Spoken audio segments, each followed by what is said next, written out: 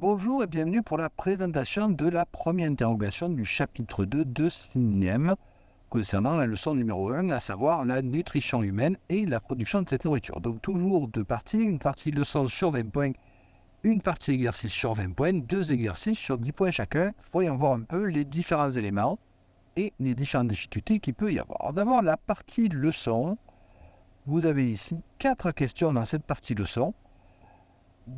Première question, donnez la définition de être vivant, de qualitatif, organe et de élevage pour 8 points.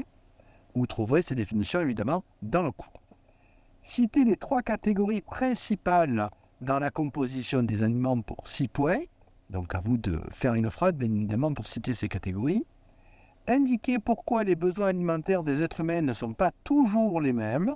4 points. Donc vous indiquez bien évidemment ce qui fait varier ses besoins alimentaires. Et enfin, citez les 2 lieux de stockage pour le corps. Vous pourrez trouver ça, bien entendu, dans la leçon pour 2 points.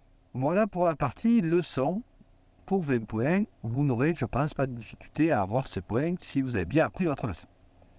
Deuxième partie, en 2 exercices. Donc le premier sur l'obésité et l'alimentation. Le deuxième sur l'origine des aliments des êtres humains et notamment le lait. Alors, premier exercice, vous avez donc un texte. Levi est un élève dans la ville de Shiganshina. Il se trouve qu'il prend de plus en plus de poids et ne comprend pas pourquoi, car c'est un sportif régulier. Il fait du sport tous les jours. Vers 18h après les cours, il voudrait devenir un militaire des brigades spéciales. Pour mieux comprendre cette prise de poids, il a accepté de porter un appareil qui permet de calculer combien son corps dépense d'énergie au cours de la journée. Cette mesure a été faite sur 2 jours différents. De même, il a communiqué la composition de ses repas, ce qui a permis de calculer ses apports nutritifs au cours de ces 2 journées. Les résultats de ces mesures ont été reportés dans les 2 graphiques ci-dessous.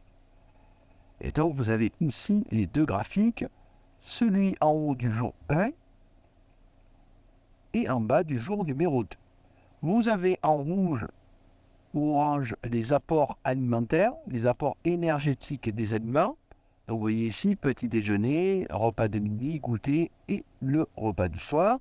Et vous avez en pointillé la quantité d'énergie qui est dépensée par son corps au cours de la journée. Vous avez à côté un petit texte qui accompagne chaque graphique pour expliquer la différence entre ces 2 journées.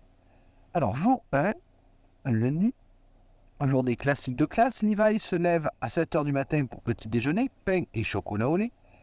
À midi, il a mangé à la cantine. En milieu d'après-midi, il a goûté avec un pain au chocolat. Et le soir, il a eu un repas avec des légumes. Jour 2, donc attention, ce texte concerne le graphique qui est ici. Jour 2, mercredi, journée classique de classe. Levi se lève à 7h30 et n'a pas le temps de petit déjeuner. À 10h, il achète 2 pains au chocolat vendus par son collège. Il a un petit creux quand même. À midi, il a de l'argent pour aller manger dans un fast-food. Il adore les tacos, surtout avec les suppléments. Puis, il rentre chez lui et s'installe devant sa plaie. Au goûter, il se prépare plusieurs tartines de pâte à tartiner chocolat noisette avant de partir faire du sport avec ses potes. Le soir, il mange un peu plus, normal. Il s'est bien dépensé aujourd'hui. Donc, 2 questions concernant cet exercice. Question 5. Expliquez pourquoi la courbe des dépenses énergétiques par le corps. Expliquez pourquoi les courbes de dépenses énergétiques par le corps ne sont pas les mêmes pour les 2 jours. 2 points. Et question 6. À l'aide d'une méthode POEC, expliquez pourquoi Levi subit cette prise de poids alors qu'il est sportif pour 8 points. Je rappelle, présentation 2 points, observation, explication 3 points chacune et conclusion 2 points. Voilà la méthode POEC. Je vous conseille bien évidemment de vous entraîner. Je rappelle qu'il faut faire une présentation des documents, puis une observation des informations que vous pouvez en tirer pour pouvoir les comparer et enfin donner une explication et une conclusion à la cause pourquoi est-ce qu'il subit cette prise de poids. L'exercice numéro 2, quant à lui, concerne la production de lait. La production de lait est très importante pour notre société. En effet, il sert d'aliment notamment pour les petits déjeuners, mais est aussi un aliment.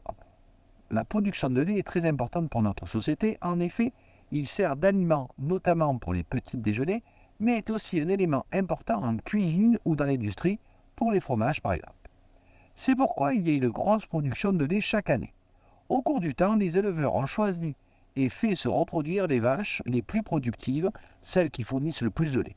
Ils ont donc influencé leurs élevages en faisant des croisements et de la sélection. Et vous avez à côté un tableau qui vous montre en fonction des années la quantité de lait produite par une vache en kilos. Ce qui signifie par exemple qu'en 1980, une vache produisait en moyenne 3500 kg de lait par an. Deuxième document, pour améliorer la production de lait, les éleveurs peuvent aussi changer la nourriture de leur cheptel. Le cheptel, c'est l'ensemble des vaches d'un élevage. Suivant la nourriture de composition différente que l'on donne aux vaches, la quantité de lait et sa qualité ne sera pas la même, voire schéma à droite. Et vous avez donc ce schéma ici qui vous indique que quand vous mangez du maïs ou du fourrage, la quantité de lait produite ne sera pas la même. Question 7. Citez 2 produits alimentaires fabriqués à partir du lait. Oui, il y en a un que vous allez trouver, il y en a un autre que vous devrez connaître, à vous de le chercher avant de venir en interrogation. Question 8. À l'aide du tableau numéro 1, indiquez combien de tonnes de lait une vache produisait par an en 1970 et en 2010. Attention de bien lire la question. Question 9. À l'aide des documents ci-dessus, indiquez par quel moyen l'être humain améliore la quantité de lait produite au niveau de ses élevages de vaches. Donc à vous de trouver tous les moyens utilisés par l'être humain et qui sont cités dans ces documents. Et enfin, question 10. Expliquez pourquoi la nourriture de la vache a une influence sur son lait. Vous avez donc là toutes les informations nécessaires pour réussir au mieux votre contrôle. Je vous souhaite donc bonne chance et surtout bon travail.